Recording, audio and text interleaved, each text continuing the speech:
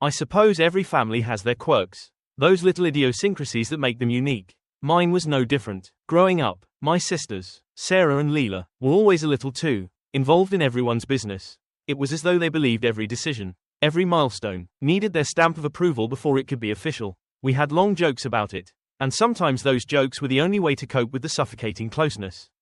But this was different. This time, my sisters had taken a step so far beyond any boundary I thought they'd honor that I found myself standing on the other side of our shared history, feeling like a stranger in my own family. Even as I recount this, my mind swims with the memories, fragments of 1,000 shared moments that, one by one, lose their warmth in the harsh light of what they did. I'd been married to Rachel for 3 years, and we'd just crossed the threshold into that golden phase of expectation, of excitement. Rachel was pregnant, and I was the kind of expectant father who couldn't quite believe his luck. Every day I'd marvel at her strength, her patience, and the quiet way she prepared herself for motherhood. I could see it in the way she laid her hands protectively over her belly, the gentle smile she'd give herself when she thought no one was watching. We'd decided to keep the name a surprise until we were certain. Names are funny things, tiny words we get saddled with that somehow grow to define who we are. Or at least who people expect us to be. Rachel and I had spent countless nights discussing it, mulling over syllables, testing each name's weight and texture against the backdrop of our hopes for this new life.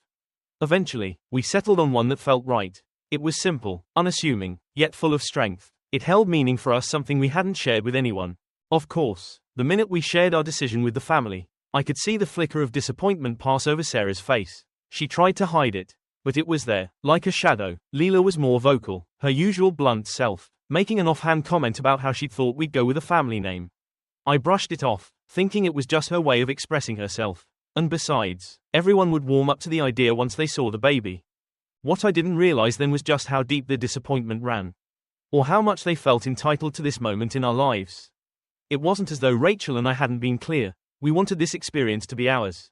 A space we could shape for ourselves, unfiltered by expectations or old family narratives.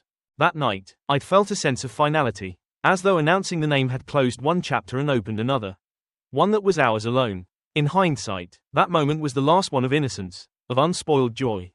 It wasn't long after that I began to notice subtle changes. Small things I chalked up to coincidence. Rachel's morning sickness, which had all but disappeared by the second trimester, began to rear its ugly head again. At first, it was only in the mornings, and we laughed it off as second wind, nausea. But then it started happening more often, at odd times. Sometimes, she'd be fine for hours, and then suddenly, she'd grow pale, clutch her stomach, and look at me with those wide, scared eyes that made me feel helpless. It was around this time that my sisters started stopping by more frequently.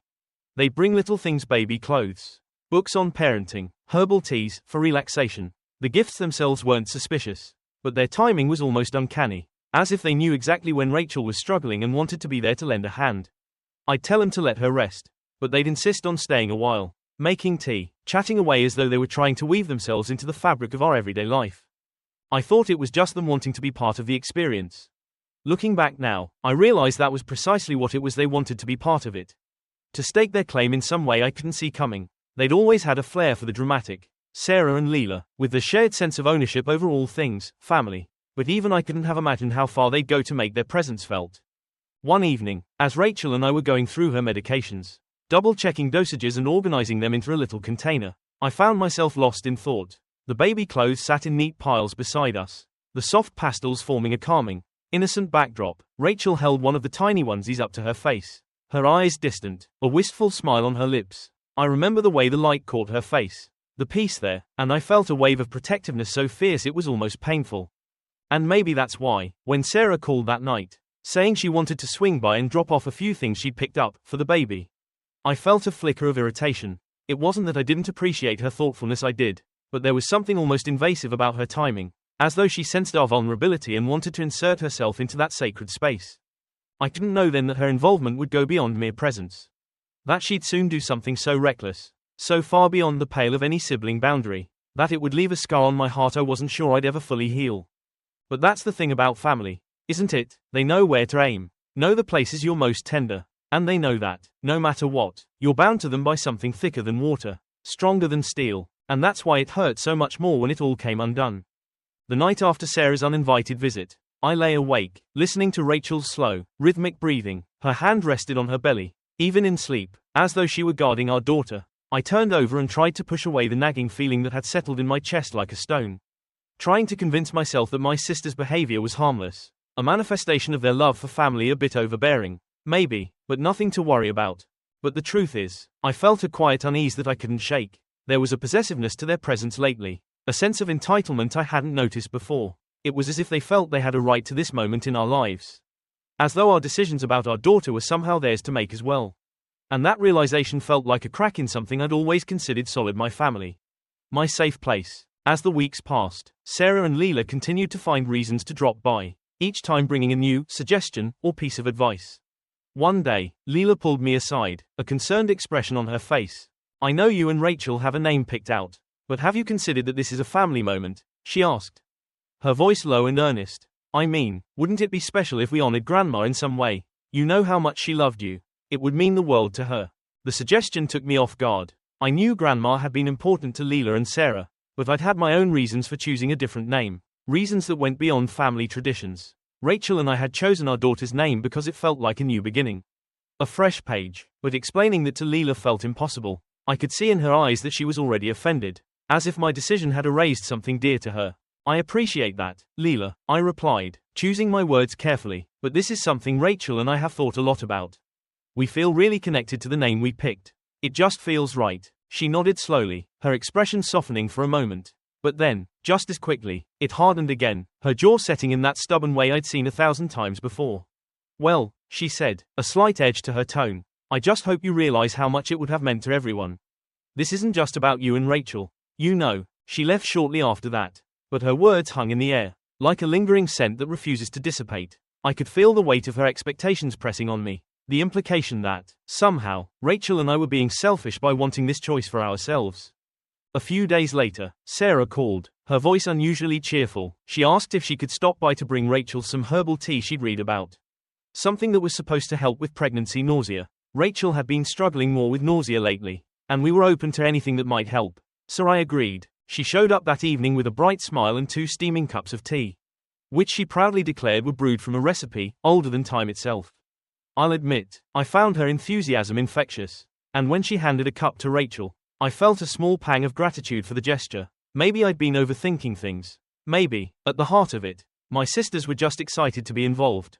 But as the days went on, Rachel's nausea didn't improve. In fact, it seemed to get worse. She grew paler, her energy waned, and there were days when she could barely keep anything down. She put on a brave face, assuring me that it was just part of pregnancy, but I could see her spirit dimming, her smile growing weaker each day. I took her to the doctor, who reassured us that her symptoms weren't unusual, but warned us to monitor her medication carefully. Pregnancy, he reminded us, was a delicate balance. Even the smallest disruption could have consequences. We followed his advice to the letter, careful to measure out each dose, meticulously arranging the bottles in the medicine cabinet. Still, the suspicion lingered, like an itch I couldn't scratch. I started paying closer attention to the times Sarah and Leela would stop by. Each visit seemed to coincide with a day when Rachel felt her worst, as though they were attuned to her struggles. And each time they left, I found myself scanning the medicine bottles, counting the pills, even though I had no real reason to believe anything was amiss. It was a gnawing feeling, an instinct whispering that something wasn't right. But every time I started to question it, I'd brush it off, convincing myself that I was just being paranoid. They were my sisters. After all, I'd known them my entire life. Surely they wouldn't cross that line.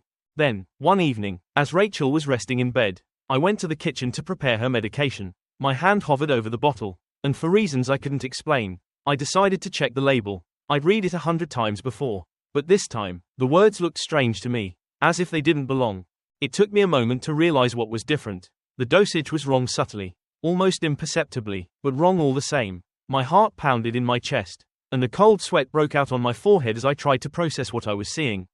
The thought that followed was absurd, impossible, and yet, I couldn't shake it. Had Sarah or Leela done something to the medication? The idea felt ridiculous, like something out of a bad movie. But there it was, lodged in my mind like a splinter. I tried to brush it away, to tell myself I was imagining things, that there had to be some other explanation. But deep down, I knew that they'd crossed a line, one that should never have been crossed. I didn't sleep that night. I lay awake, my mind racing through memories, piecing together each visit, each small comment, every veiled hint they dropped about family names and honoring traditions. I replayed their visits in my mind, searching for clues, for anything that could confirm or dispel my fears. But all I found was a growing sense of dread. By morning, I was certain. I didn't have proof, not yet, but my gut told me everything I needed to know. I decided to confront my mother first. I thought maybe she'd have some insight, some explanation that would make sense of it all. Surely, she'd understand the gravity of what had happened. The betrayal I felt, the fear gnawing at me that my sisters would meddle with something as sacred as Rachel's health and the life of my unborn child. But when I told her, her reaction was not at all what I'd expected. Instead of outrage, I saw only calm indifference. A shrug that felt like a slap in the face. "It's not that big a deal," she said, her tone dismissive. "They were just upset, that's all. They wanted to be part of this. To feel included. Maybe they went a bit too far. But it's not like anyone got hurt." I felt my stomach drop, my chest tightening with a mixture of disbelief and anger. Not that big a deal. I thought of Rachel, her face pale, her energy sapped, the spark in her eyes growing dimmer with each passing day. I thought of the nights I'd sat by her side, holding her hand, watching her struggle with nausea and exhaustion, all the while trusting that we were doing everything we could to keep her safe. But to my mother, it was nothing more than a mistake, a small lapse in judgment that didn't warrant concern. I left her house that day feeling more alone than I'd ever felt in my life. For the first time, I understood that the ties that bind us can also choke us. That loyalty can sometimes feel like a cage. And as I drove home to Rachel, my heart heavy with the weight of that revelation, I knew that something fundamental had shifted. A fracture that ran deep, severing me from the family I'd once trusted without question. The days after that confrontation with my mother were a blur, a haze of worry and anger that clung to me like smoke. I couldn't shake the feeling of betrayal, the way she'd brushed off my concerns like they were a minor inconvenience. But my focus shifted quickly, as Rachel's health began to deteriorate in ways that were impossible to ignore. I tried to be there for her, to reassure her that everything was fine, even as my own doubts gnawed at me. But with every new bout of nausea, with every quiet, pained expression she wore, I felt my patience slipping, my worry turning into something darker, something like fear. One morning, I woke up to find her curled on her side, her face pale and drawn, beads of sweat lining her forehead. Her hand was pressed to her stomach, and when she looked up at me, her eyes were wide with something I hadn't seen before, a look that chilled me to the core.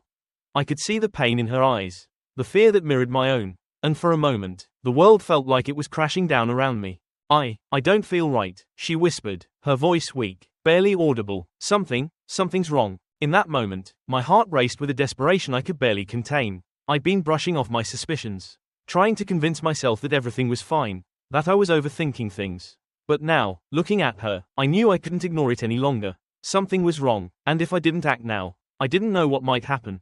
I bundled her into the car, my hands shaking as I drove us to the hospital, my mind racing through every possibility. Every fear that had been festering inside me since that day I'd noticed the subtle changes in her medication. I couldn't help but think of Sarah and Leela, the way they'd inserted themselves into our lives, the way they'd dismissed our choices, as though our lives were theirs to shape. And now, as I watched Rachel in the passenger seat, pale and shivering, I felt a surge of anger so intense it left me breathless. The doctors saw her immediately, and I sat in the sterile, cold waiting room, my mind filled with 1,000 anxious thoughts. Time stretched, each second feeling like an eternity, until finally a doctor emerged, his expression grave, his eyes scanning the room until they found me. "Your wife is stable," he said, and the words were a balm, a temporary relief that quickly gave way to concern as he continued. "But her symptoms are concerning. We'll need to monitor her closely, especially her medication. Even small deviations in dosage can have serious consequences during pregnancy." His words hit me like a hammer. Small deviations. I couldn't shake the feeling that he'd somehow confirmed my worst fears without knowing it. I thanked him, my voice hoarse, barely able to hold back the flood of questions. But I knew I couldn't tell him everything. Not yet. I needed proof, something concrete to explain what was happening. As we drove home, Rachel's hand rested weakly on mine, her eyes half closed, her face drawn and exhausted. She was trying to be brave, I could tell, but there was a vulnerability there that pierced me to the core. And in that moment, something inside me shifted. I knew that whatever it took, I had to protect her. I had to keep her safe, even if it meant confronting the ugly truth I'd been trying so hard to deny. Over the next few days, I became vigilant, watching every detail, noting every pill, every sip of tea, every moment when Rachel seemed worse or better. It was a delicate balance, a silent war one waged with myself, trying to piece together the truth without letting on to Rachel just how deeply my suspicions ran. But then, one evening, something happened that left no room for doubt. Sarah called again, her voice warm, almost too cheerful, as though nothing had happened. She chatted about her day, about a book she'd read on pregnancy nutrition, a list of essential vitamins that she insisted I write down. I could feel my patience fraying, the anger bubbling just below the surface. But I kept my voice steady, trying not to give anything away. Then, just before she hung up, she mentioned something that made my blood run cold. "Oh, by the way," she said casually, "I dropped by yesterday while you were at work. Rachel was resting, so I didn't bother her. I just wanted to make sure she was taking care of herself." I gripped the phone so hard my knuckles turned white. She'd been here, she'd let herself into my home, into our space, without so much as a call or a text. And she hadn't even told me until now, like it was the most natural thing in the world. But it wasn't just the intrusion that disturbed me, it was the way she said it. The casual way she'd thrown it into conversation, as if she were testing me, waiting to see how I'd react. And in that moment, I knew she'd been tampering with something, that she'd crossed a line so deeply, so recklessly, that there was no coming back.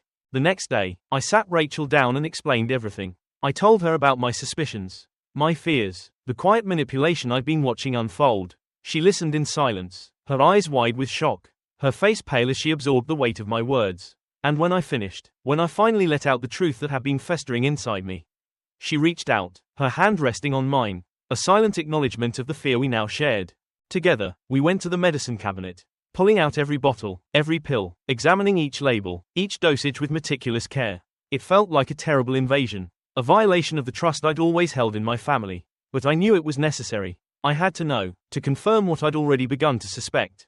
And as we checked the labels, as we counted the pills and compared them to the doctor's instructions, the truth became impossible to ignore. There it was, plain as day. The dosage on her medication had been altered. It was subtle, almost imperceptible, but it was there, a change so small it might have gone unnoticed if we hadn't been looking for it.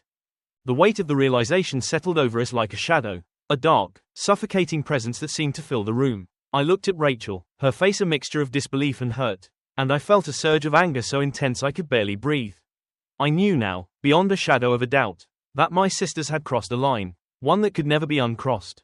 In the days that followed, I made a decision. I called my sisters, one by one, my voice calm, my tone steady, as I told them in no uncertain terms that they were no longer welcome in our lives. I explained that their interference, their meddling, had put Rachel and our baby at risk, and that I could no longer trust them.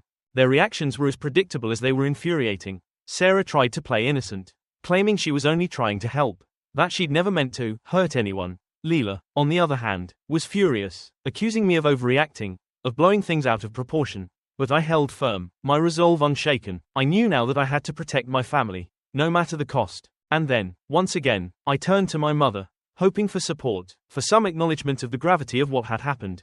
But when I told her, her response was as dismissive as it had been before.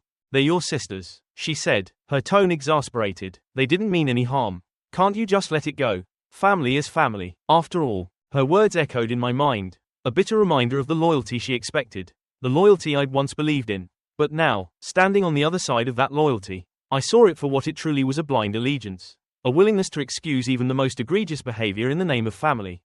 And in that moment, I knew that something fundamental had changed, that I could never go back to the way things were. As I drove home, my heart heavy with the weight of that realization, I made a promise to myself, a vow to protect Rachel and our baby, to create a life for us that was free from the toxic grip of my family's expectations. It wouldn't be easy, I knew that, but it was a path I was willing to take, a price I was willing to pay for the safety and happiness of the people I loved most. And so, as I held Rachel's hand that night, feeling the faint kick of our daughter beneath her belly, I felt a sense of peace, a quiet strength that steadied me. I knew now that family wasn't just about blood or loyalty, it was about love. About the people you chose to protect, no matter the cost. And in that moment, I chose Rachel, I chose our daughter, and I chose a future free from the shadows of the past. In the days that followed my decision to cut ties with my sisters, a strange quiet settled over our lives. The absence of their presence was both a relief and a wound. A reminder of the breach that couldn't be repaired. The silence left room for the anger, the betrayal, to settle deeper into my bones, filling spaces I hadn't realized were empty. I suppose, in some twisted way, I'd always thought family would be there no matter what. It was an unspoken contract, a security that was as fundamental as breathing. Even in our worst fights, there had always been a line, a threshold we would never cross. But now, standing in the wreckage of that belief, I felt the profound emptiness of a world where trust had been shattered. Rachel and I carried on, but the distance between us was palpable. She was doing her best to focus on the pregnancy, on preparing for the arrival of our daughter, but I could see the way she held herself, the weariness that lingered even in her smile. It wasn't just the strain of pregnancy, it was the weight of betrayal, of knowing that the people we trusted had put her at risk. She didn't say it outright, but I could sense the question she kept buried. A question I could barely face myself. How had I let this happen? One afternoon, as we sorted through the baby clothes and rearranged the nursery, I found myself drawn back to that quiet feeling of unease. I'd spent so long trying to ignore the signs, trying to convince myself that I was imagining things, that my sisters couldn't possibly do something so reckless, so heartless. But now, with the truth laid bare, I found myself questioning every moment, every interaction, every choice that had led us to this point. And then, in the midst of that reflection, I remembered the tea, that seemingly innocent cup Sarah had handed to Rachel, her eyes bright with a kindness that now felt like a lie. I remembered how Rachel's nausea had worsened shortly afterward, how her energy had drained from her like water slipping through fingers. A chill ran through me. I felt foolish for not seeing it sooner, for not connecting the dots that now seemed so glaringly obvious. The tea, the medication, it had all been part of their plan, a subtle, insidious manipulation that had wormed its way into our lives, poisoning us from the inside. I found myself back in the kitchen, staring at the half-empty box of tea bags Sarah had left on the counter. Its bright, cheerful packaging a cruel mockery of the darkness it had brought into our lives. I turned the box over in my hands, searching for something, anything, that would explain what had happened, that would give me a reason to doubt the terrible certainty that was building inside me. The ingredients list was a jumble of words I didn't recognize, but one in particular caught my eye, a long, scientific term that seemed out of place among the usual herbs and roots. I jotted it down, my hands trembling, and pulled out my phone to look it up. As I read the description, my blood ran cold. The ingredient was known to cause nausea, fatigue, and, in some cases, complications in pregnancy. It wasn't a common tea ingredient. In fact, it was usually found in supplements for entirely different purposes. I felt a surge of anger so intense I could barely see straight, my vision blurring as the implications hit me like a tidal wave. They'd known exactly what they were doing. The realization was a punch to the gut, a visceral, sickening blow that left me gasping for air. I stumbled back, clutching the counter, my mind racing as I tried to process what this meant, what it revealed about the people I'd once called family. This wasn't just a lapse in judgment, a harmless mistake. This was calculated, deliberate. They had tried to make her sick, all because we hadn't chosen a family name. I sank into a chair, my head in my hands, the weight of the truth pressing down on me like a stone. The anger simmered, raw and unchecked, mingling with a deep, aching sadness that I hadn't expected. I wanted to call them, to scream at them, to demand answers, but I knew it would be pointless. They'd never admit to it, never acknowledge the harm they'd caused. And even if they did, what would it change? The betrayal was already done. The damage was already etched into our lives, a scar that would never fade. When Rachel came into the kitchen, her face softened with concern. I did my best to hide the anguish that had settled over me. I didn't want her to see me like this. Didn't want her to bear the weight of my anger, my guilt. But as she reached out, her hand resting gently on my shoulder, I could see in her eyes that she knew. She knew everything, even the things I hadn't said aloud. "It's okay," she whispered, her voice barely more than a breath. "We'll get through this. We'll protect our family." Her words cut through the fog, a lifeline I hadn't realized I needed. In that moment, I realized that I couldn't let this destroy us. I couldn't let my family's betrayal rob us of the joy, the love we had built. I couldn't let them poison our lives any more than they already had. Over the next few weeks, we fell into a new rhythm, a quiet, protective cocoon that shielded us from the outside world. I became fiercely vigilant, watching over Rachel with a protectiveness that bordered on obsession. I checked every label, monitored every dose, made sure that nothing they'd touched remained in our home. It was exhausting, a constant, relentless vigilance that wore on me in ways I hadn't anticipated. But it was worth it. For Rachel, for our daughter. And then, one evening, a letter arrived. It was from my mother, written in her familiar, careful handwriting, the words neatly printed across the page. As I read, my heart sank, a heavy ache spreading through my chest as her words revealed the depth of her loyalty to my sisters. Her willingness to excuse their actions, no matter the cost. "They only wanted to be part of your life," she wrote, as though that could justify the harm they'd done. "Family is about forgiveness. We all make mistakes. Don't let this come between us." I felt a surge of rage so fierce it left me trembling. How could she expect me to forgive this? How could she ask me to overlook something so cruel, so heartless, all in the name of family? I tore the letter in half, the sound of the paper ripping echoing in the empty kitchen. It felt like a release, a small victory against the suffocating weight of my family's expectations. But as I stood there, the torn letter crumpled in my hand, a strange sense of calm washed over me. I realized that I didn't need their approval, their validation. I didn't need their version of family, their twisted loyalty that demanded sacrifice without accountability. I could choose my own path, one that wasn't bound by their toxic ties. In that moment, I made a decision. I would cut them out of our lives completely. Not just Sarah and Leela, but my mother as well. It was a painful choice. A choice that felt like tearing off a part of myself. But I knew it was necessary. I had to protect my family. To create a life for us that was free from the shadows of the past. I sat down with Rachel that night. My voice steady as I explained my decision. She listened, her eyes filled with understanding. A quiet strength that reassured me. That told me I was doing the right thing. And as we held each other, a sense of peace settled over us. A peace I hadn't felt in weeks. I knew that the road ahead would be difficult. That there would be moments when I'd doubt my choice. When the weight of loneliness would press down on me. But I also knew that I was building something real. Something untainted by the lies and manipulations of the past. For the first time in my life, I felt free. Free to protect, to love, to create a future that was truly my own.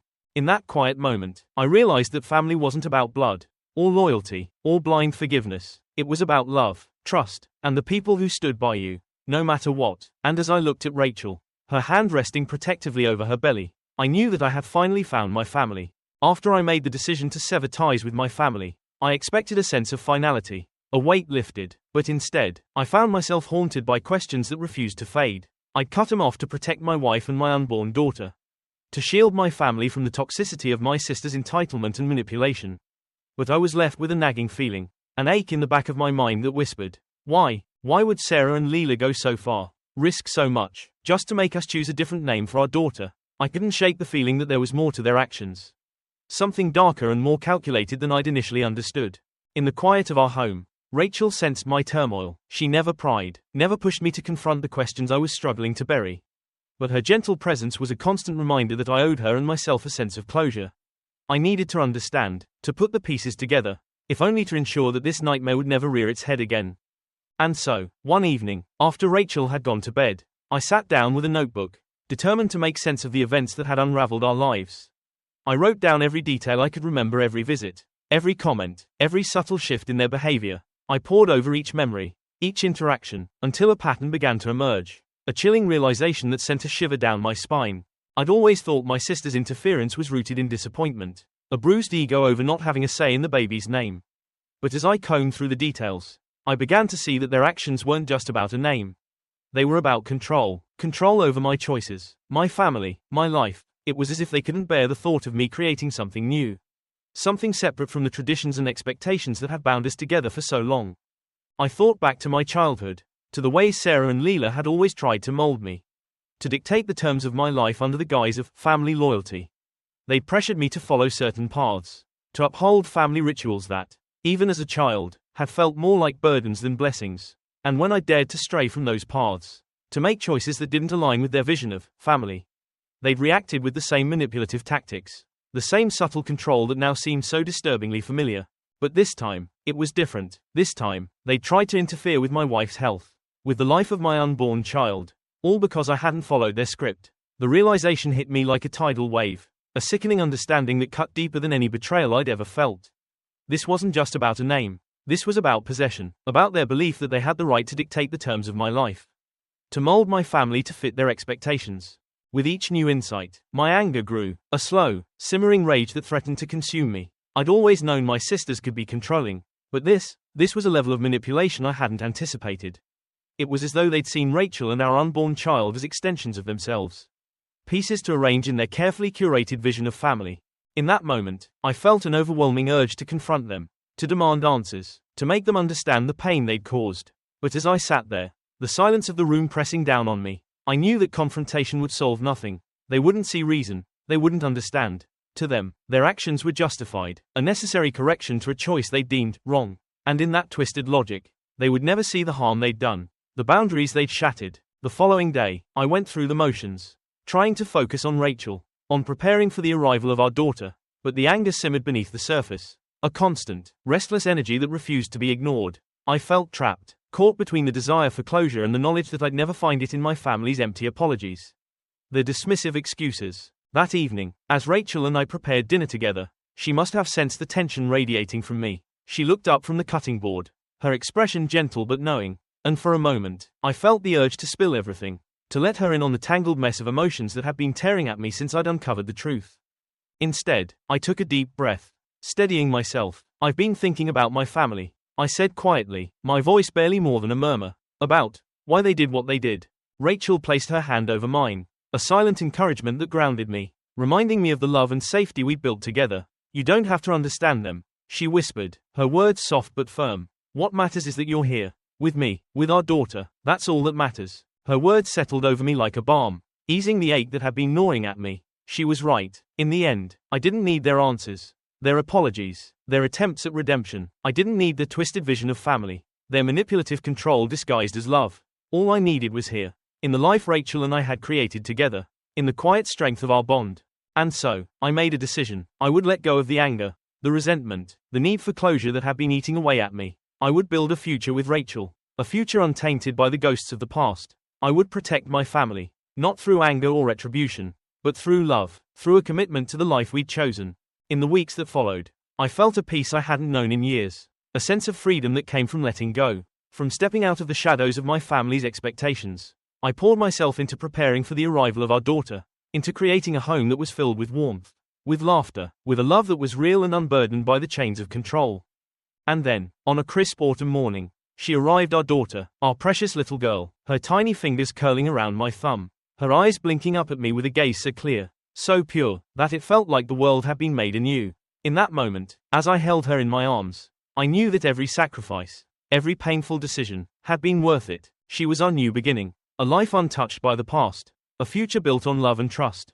As I looked at Rachel, her face radiant with joy, I felt a sense of gratitude so profound it brought tears to my eyes. I had found my family, my real family, the people who loved me not for who they wanted me to be, but for who I truly was. And as I held my daughter close, I made a silent vow, a promise to protect her, to shield her from the weight of expectations, to give her the freedom to grow, to become whoever she chose to be. I would not repeat the mistakes of the past. I would not let the shadows of control and manipulation touch her life. We were free, free to create our own future, free to live a life built on love, on respect, on the quiet, steady strength that came from true family. And in that moment, as I looked into my daughter's eyes, I knew that I had found my peace. The days after our daughter's birth were a blur of joy, exhaustion, and quiet wonder. Rachel and I settled into a rhythm, each of us finding our way through the sleepless nights, the endless diaper changes, the hushed, awestruck conversations that filled the spaces between her gentle cries and soft coos. For the first time in months, my mind felt at peace, focused entirely on this new life, on the love that now anchored our world. But peace, I was beginning to learn, had a way of drawing out ghosts I thought I'd left behind. One evening, as Rachel napped and I rocked our daughter in the gentle glow of the nursery light, my phone buzzed. I checked the screen, expecting a message from a friend, a simple check-in or congratulations. Instead, my heart sank as I saw my mother's name flashing on the screen. I hadn't spoken to her since the confrontation, since I'd made it clear that Sarah and Leela were no longer welcome in our lives.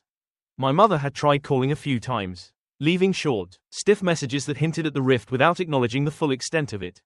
I'd ignored them, telling myself that I was done with those conversations, that I was finished allowing their influence to seep into my life.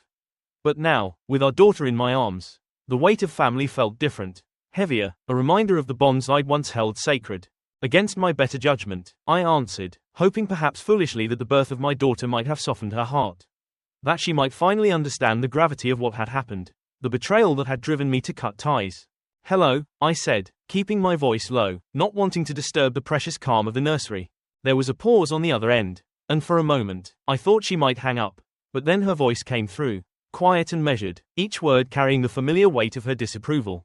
"I heard you had the baby," she said, her tone flat, devoid of the warmth I'd once expected from her. "Congratulations." The word felt hollow, as though it were wrapped in something cold and unfeeling. I forced myself to stay calm, to keep my focus on the tiny warmth in my arms, a reminder of the life I was building, the life that no longer depended on her validation. "Thank you," I replied, my voice steady. "She's beautiful." Another silence, longer this time, stretched between us, and then, with a sigh that was more exasperation than empathy, she continued, "Don't you think it's time to end this? Whatever grudge you're holding against your sisters, it's gone on long enough. They're hurt, you know, they miss you, they miss being part of your life." Her words struck me like a slap, a wave of anger rising in my chest as I fought to keep my composure. A grudge, was that all she thought this was? A petty disagreement, a simple misunderstanding that could be smoothed over with a few empty apologies. "They risked Rachel's health," I said, my voice barely more than a whisper, each word laced with a quiet, simmering rage. "They put my wife and my daughter in danger because we didn't choose a family name. Do you understand that, Mom? This isn't a grudge. This is about protecting my family. There was a pause, and when she finally spoke, her voice was tinged with irritation, as though I were a child throwing a tantrum, an inconvenience disrupting her sense of order. They didn't mean any harm, she insisted, her tone dismissive, almost patronizing. You know how they are. Sometimes they go too far. But that's just because they care. Family isn't perfect. We make mistakes. But that doesn't mean you can cut them out like they're nothing. Like they're nothing. The words echoed in my mind, a bitter reminder of the sacrifices I'd made, the loyalty I'd once believed in, only to find it shattered by their manipulation, their entitlement. In her eyes, their actions were just another mistake, a harmless blunder that could be forgiven, forgotten, erased. But I knew better. I'd seen the consequences, the pain, the fear etched into Rachel's face as she lay in that hospital bed. Her body weakened by the very people I'd trusted to protect her. And I knew, in that moment, that my mother would never see the truth, would never acknowledge the betrayal that had fractured our family. To her, family was an unbreakable bond, a blind allegiance that demanded forgiveness, no matter the cost. I can't do that, I said quietly, my voice steady, each word laced with a quiet, unyielding resolve. I can't let them back into our lives. Not after what they did. I won't put my family at risk. Not to appease them, not to maintain some illusion of unity. She sighed, a sound filled with disappointment, with the weight of her judgment pressing down on me like a shroud. You're being unreasonable, she said, her voice growing cold, brittle. They're your sisters. Family is all we have in this world. If you can't forgive them, then I don't know what kind of man you've become. Her words stung, a sharp, cutting reminder of the expectations I'd once accepted without question. But as I looked down at my daughter, her tiny hand curled around my finger, her soft breath filling the silence, I felt a quiet strength settle over me, a clarity that cut through the weight of my mother's disapproval. I'm the kind of man who protects his family, I replied, my voice unwavering, filled with a conviction I hadn't realized I possessed. I'm the kind of man who chooses love, who values trust, who builds a future free from manipulation and control. If that means walking away from the people who've hurt us, then so be it. There was a long, heavy silence on the other end, a silence that felt like the final severing of a bond I'd once held sacred. And then, with a quiet, resigned sigh, she spoke. I see, she said, her voice distant, as though she was speaking to a stranger. I suppose we'll have to agree to disagree. And with that, she hung up, the silence of the nursery settling around me like a shroud. A quiet, hollow reminder of the ties I'd left behind, the family I'd once believed in, now reduced to little more than a memory. For a moment, I sat there, the weight of her words pressing down on me, a familiar ache settling in my chest. But as I looked down at my daughter, her tiny, fragile form held close to my heart, I felt a sense of peace, a quiet, unshakable certainty that I had made the right choice. My mother's disapproval, her disappointment, they no longer held the power they once did. I had found my family, my real family, in the love that filled our home, in the trust and warmth that Rachel and I had built together. And I knew, in that moment, that I would never allow anyone, not even my own mother, to jeopardize that. In the days that followed, I found myself letting go of the anger, the resentment, the lingering ache of a family that had turned its back on the very values it claimed to uphold. I had chosen a different path, a path that was filled with love, with trust, with the quiet, steady strength of a family that was built not on obligation, but on choice. And as I watched my daughter grow, as I held her close and whispered promises of a life filled with love, with freedom, with the courage to be her true self, I felt a sense of peace settle over me, a peace that was as deep and unshakable as the love that filled our home. I knew that I would face moments of doubt, moments when the weight of the past would press down on me, when the echoes of my mother's disappointment would threaten to pull me back into the darkness. But I also knew that I had the strength to rise above it, to protect the family I had chosen, to create a life that was free from the shadows of the past. In the end, I had found my peace, not in the forgiveness my mother had demanded, but in the quiet, unyielding love that filled our home, in the strength and courage that had brought me to this place. And as I held my daughter close, as I whispered my love into the stillness of the night, I knew that I had finally found my true family. In the weeks that followed, I threw myself into fatherhood with a fervor I hadn't anticipated. Our daughter's every movement, every small sound, felt like a gift, a quiet reminder of why I'd chosen this path, why I'd severed the ties that had once felt so unbreakable. Each morning, I woke up to her soft cries, the tiny outstretched hands that clutched my finger, and it was as if the world had shrunk down to the safety of our home, the warm cocoon of our little family. I thought back often to the conversation with my mother, her words lingering like a shadow, a quiet echo that threatened to tug at me in my weaker moments. Family is all we have, she'd said, and once, I might have believed that, but I'd come to realize that family wasn't something you inherited, it was something you built.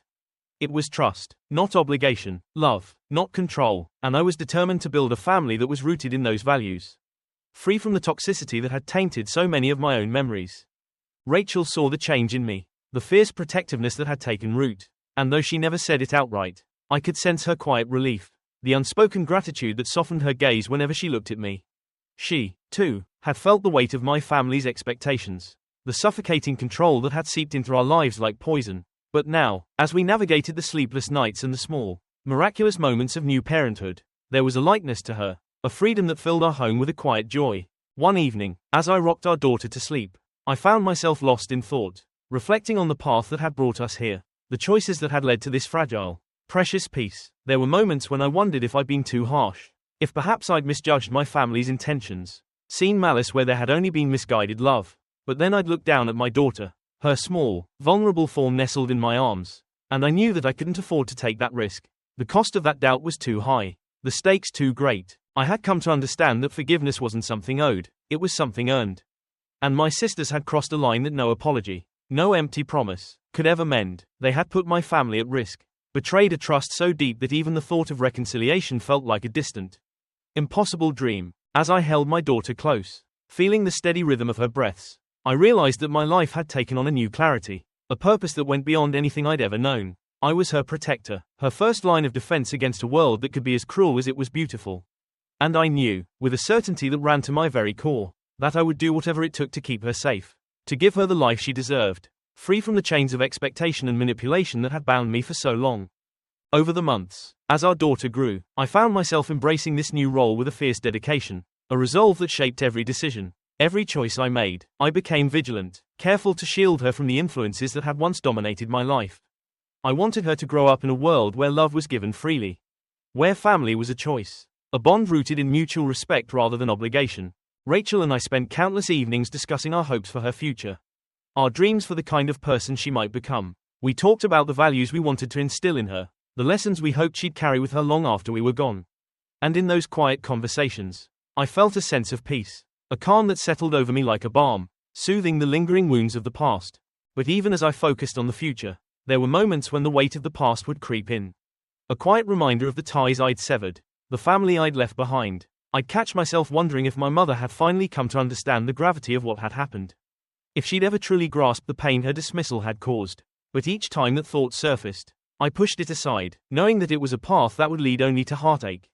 One afternoon, while Rachel was out, I found myself sorting through a box of old family photos. They were relics of a life I'd left behind, snapshots of a time when family had been a source of comfort rather than conflict.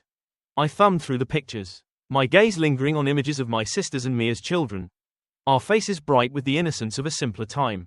For a brief moment, I felt a pang of nostalgia, a quiet ache for the family I'd once believed in, the family that had shaped so much of who I was.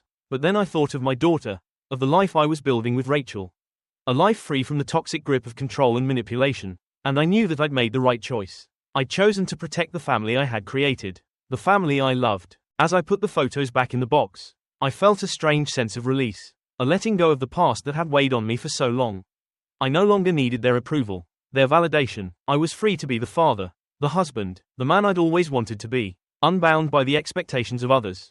In the days that followed, I threw myself even more deeply into fatherhood, savoring each moment, each milestone, each small wonder that filled our lives. I took on the role of protector with a quiet pride, a sense of fulfillment that left no room for doubt, no space for the regrets that had once haunted me. And as the years passed, I watched our daughter grow, her laughter filling our home, her bright eyes a constant reminder of the life we had chosen, the life we had fought to create. She was my anchor, my joy, the embodiment of everything I had ever wanted in a family. I never heard from my mother or sisters again, their absence a quiet, lingering shadow that I had learned to live with, a reminder of the path I had chosen. But in the end, I found peace, a peace that came not from reconciliation, but from the love that filled our lives, the love that had given me the strength to protect, to choose, to build a future free from the chains of the past. In the quiet moments, as I held my daughter close, her small hand nestled in mine, I knew that I had finally found my true family, and I promised myself that I would cherish this life, this love, with a devotion that ran as deep as the roots of the family I had left behind. In the end, I had found my purpose, my peace, my home, and as I looked into my daughter's eyes, I knew that I would carry that love with me for the rest of my days. A love that was as strong and unbreakable as the family we had created. Time has a way of softening the sharp edges of our memories, blurring the lines between pain and peace until the past becomes something we can hold without it hurting us. As the years slipped by, I found myself looking back less often, my focus shifting entirely to the life I'd built with Rachel and our daughter. But every now and then, in the quiet moments, I'd feel a faint echo of the past, a reminder of the family I'd once believed in, and the choices that had brought me here. I had thought, for a long time, that forgiveness was something I could only give once my family apologized. Once they truly understood the harm they'd done. But as the years passed and the silence stretched on, I came to understand that waiting for an apology was like waiting for rain in the desert. I could spend my whole life hoping for something that might never come. Or I could choose to let go, to find my peace on my own terms. Forgiveness, I realized, wasn't something I had to give to them, it was something I could give to myself. I hadn't forgotten what they'd done, hadn't erased the pain of those betrayals or the bitterness of my mother's dismissal. But I no longer felt bound to that anger, no longer carried the weight of their actions like a burden on my back. In choosing to protect my family, in building a life rooted in love and trust, I have found a freedom that transcended forgiveness. I had let go, not for them, but for me, for the man, the husband, the father I had become. It was on a quiet autumn evening, as I watched the golden leaves drift down from the trees outside our window, that I felt a profound sense of peace settle over me, a quiet acceptance that was as steady and unshakable as the roots of the trees themselves. I had chosen my path, and in doing so, I had found my own version of forgiveness. A forgiveness that wasn't about absolution, but about freedom. As our daughter grew, her laughter filling our home, her questions growing more curious and complex with each passing year, I found myself reflecting often on the kind of family we had created. The values we had woven into the fabric of our lives. We taught her kindness, empathy, the strength to be true to herself, even in the face of expectations that might try to mold her into something she wasn't. I wanted her to understand that family wasn't about obligation, but about choice. That love was something you gave freely, not something you held over another's head like a debt to be repaid. And in those lessons, I found my own healing, a quiet reconciliation with the choices I had made. There were moments, of course, when I'd catch myself wondering about my family, the family I'd left behind. I wondered if they ever thought of me, if they ever regretted the choices that had torn us apart. But those thoughts no longer filled me with anger or regret. They were like distant memories, fading remnants of a life I had outgrown, a life that no longer held power over me. One evening, as I sat on the porch watching the sun dip below the horizon, our daughter climbed onto my lap, her small hands reaching up to trace the lines on my face. Her gaze filled with a quiet curiosity that made me smile. "Daddy," she said softly, her voice filled with the earnest innocence of childhood. "Do you have a family?" The question caught me off guard, and for a moment, I felt a pang of the old sadness, the lingering ache of what I had lost. But as I looked into her eyes, the eyes of the family I had chosen, I felt a quiet strength settle over me, a reminder of the love that filled our lives, a love that was as steady and unbreakable as the sun rising each morning. "Yes," I replied, my voice steady, filled with a warmth that came from deep within. "I do, and you're the best part of it." She smiled, satisfied with my answer, her small arms wrapping around my neck as she leaned against me, her head resting on my shoulder. And in that moment, I felt a peace I hadn't known before, a quiet understanding that family was something you built, something you nurtured, something you protected. Forgiveness, I realized, didn't mean forgetting or excusing the pain of the past. It meant finding the strength to let go, to choose love over resentment, to create a life that was free from the shadows that had once held me captive. It was a choice, not an obligation, a gift I had given to myself in the quiet moments of reflection, in the steady embrace of the life I had built. As the years continued to pass, the memories of my family faded into the background, like old photographs tucked away in a drawer. They were still a part of me, a piece of the past that had shaped who I was, but they no longer held the power they once had. I had forgiven, not because they deserved it, but because I deserved to be free. And as I watched my daughter grow, her laughter filling our home, her spirit unburdened by the weight of the past, I knew that I had given her a gift that was more precious than anything I could have ever imagined. I had given her a family built on love, on trust, on the quiet, unshakable strength of a life that was truly ours. In the end, I found my peace, not in the forgiveness my family had never asked for, but in the love that filled our lives, in the gentle, steady warmth of a home that was built not on obligation, but on choice. And as I looked out at the world, a world filled with both beauty and pain, I knew that I had finally found my way, that I had chosen a path that was filled with light, with love, with a peace that could never be broken. In that peace, I had found my freedom, my forgiveness, my family. Years passed in a rhythm of laughter, small triumphs, and the steady warmth of family life. Our daughter grew, her questions growing sharper, her curiosity expanding as she ventured into the world with a confidence that both Rachel and I had nurtured. There was a simple joy in watching her become her own person. Untethered from the weight of family expectations. Free to choose her path. I had built a life around this joy. Had carved out a space where love and trust were as constant as the sunrise. And I was content. But one autumn afternoon, as the leaves began to turn gold and the air filled with the scent of the coming chill, I received a letter that pulled me back into the past. A letter that would be the final chapter in the story I thought I had closed for good. It was from my mother. Her handwriting was unmistakable, each line of the address written with the same careful precision I remembered from my childhood. I stared at the envelope, a rush of emotions flooding through me: surprise, apprehension, a faint flicker of anger I hadn't felt in years. I thought of discarding it, of letting the past remain where it belonged, but something held me back. Perhaps it was curiosity, or maybe the faint hope that, somehow, she'd come to understand the choices I'd made. I opened the letter with steady hands, feeling a strange sense of calm as I unfolded the paper and began to read. Dear son, it began. Her words formal, almost distant. I know it's been a long time since we last spoke, and I can only imagine what you must feel toward me. I have thought of you often, and in those thoughts, I've tried to understand what went wrong. What drove you to make the choices you did? At first, I blamed you, told myself that you were overreacting, that you were being unreasonable. But now, as I write this, I see that perhaps I was the one who failed you. Her words washed over me, filling me with a bittersweet sadness that felt as old as time itself. She continued, explaining that she had come to realize the harm my sisters had caused. That she had begun to see how their actions had driven a wedge between us. A wedge she had unwittingly deepened with her dismissal of my concerns. I never wanted to choose sides, she wrote. I thought that, by staying neutral, I was keeping the family together. But now I see that neutrality can be a kind of betrayal.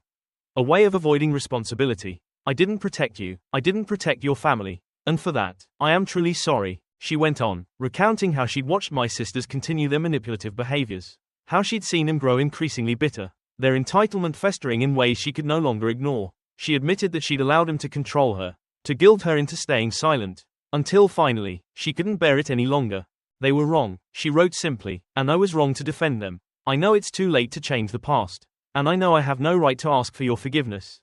But I wanted you to know that I see now. I truly see, and I hope that brings you some peace.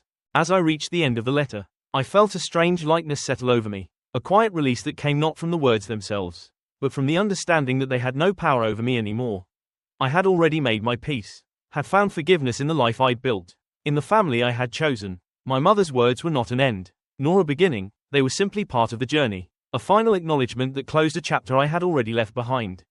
I sat with the letter for a while, the paper soft and warm beneath my fingertips, a reminder of the ties that had once bound me. I thought of my mother, of the years we'd lost, of the love that had been overshadowed by disappointment and unspoken expectations. But instead of anger, I felt only compassion, a quiet understanding that she, too, had been trapped in her own web of loyalty and control. She had done the best she could with the tools she'd been given. Just as I had done with mine. That evening, as I sat with Rachel and our daughter, I told them about the letter. I told them about the apology, the final acknowledgement of a past that had haunted us all. Rachel listened quietly, her hand resting on mine, her eyes filled with the understanding and support that had been my anchor through it all. Our daughter, now old enough to understand the complexities of family, listened intently, her gaze thoughtful as she absorbed the story of a grandmother she'd never known. Will you see her again? She asked softly, her voice filled with the gentle innocence that had always softened my heart. I considered her question, the weight of it settling over me as I thought of my mother, of the years that lay between us.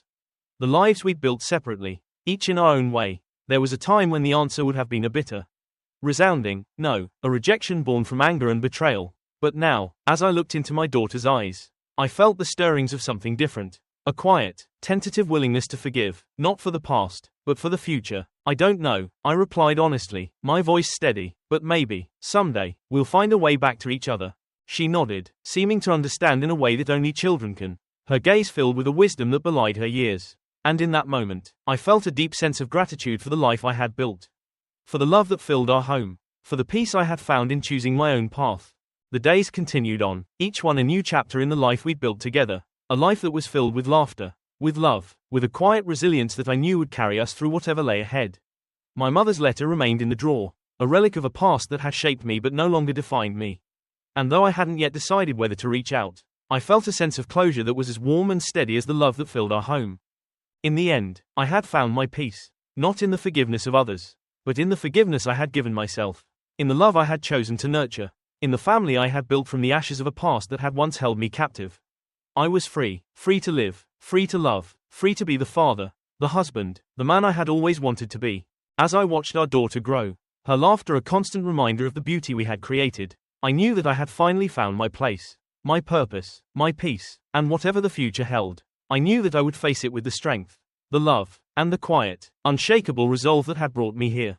In the end, I was no longer defined by the family I had left behind, but by the family I had chosen, the family I had built. And in that choice, I had found a freedom, a peace, that could never be broken.